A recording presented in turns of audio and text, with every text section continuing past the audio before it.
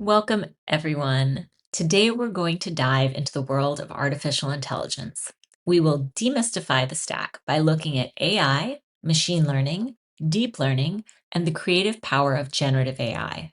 By the end of this video, you'll have clear definitions and practical insights into how these technologies are evolving and shaping our landscape. Let's start with the big idea: artificial intelligence. At its core, the goal of AI is to get computers to perform tasks that feel intelligent.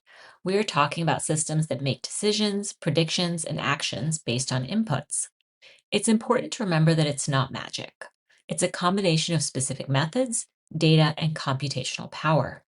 A common misconception is that AI always involves learning.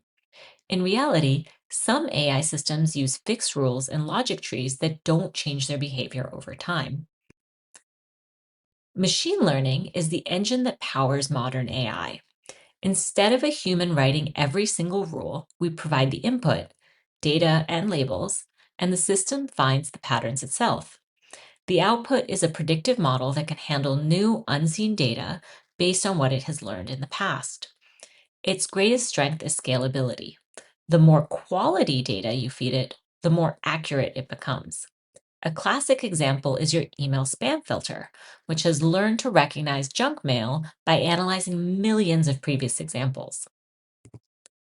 Moving deeper into the stack, we have deep learning, or DL. This is a specialized form of machine learning that uses neural networks with many hidden layers. The big advantage here is that it learns complex features automatically. For example, it can identify edges and textures in photos without being told what they are. However, the trade-off is that deep learning requires massive amounts of data and significant computing power to be truly effective. This is what powers modern image recognition, speech processing, and large-scale text analysis. Next, let's talk about foundation models, which I like to call the base brain you steer. This infrastructure works in two main steps. First, there's broad training, where massive models are trained on diverse general data. Second is adaptation, where these general models are fine-tuned for specific tasks. This approach matters because it allows for faster development and provides incredibly strong general reasoning skills right out of the box. Generative AI, or GenAI, what most of us think of generally, represents a massive leap because it creates new content like text, images, and code rather than just analyzing existing data.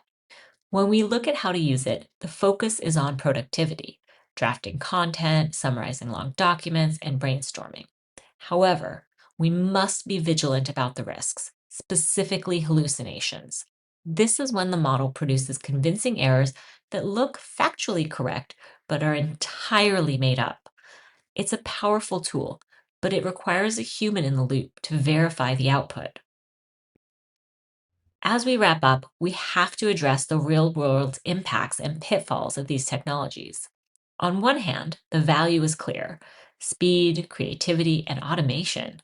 On the other hand, we face dangers like embedded bias, privacy issues, and deep fakes. My personal rule of thumb is to verify AI outputs just as you would any other unvetted source. Trust the technology to help you, but always verify the final result. To wrap everything up, here is the 30-second recap. AI is the goal of creating smart feeling computers. Machine learning is the process of learning patterns from data. Deep learning uses neural networks for complex tasks. Foundation models provide a general purpose base brain. And finally, generative AI is the technology that creates brand new content. Remember to stay data driven, keep it human centered, and always verify your results. If you have any questions about this, please let me know. I love answering these questions. That's the point of these videos. So if you have some, let me know. If enough people ask, I'll make you a video.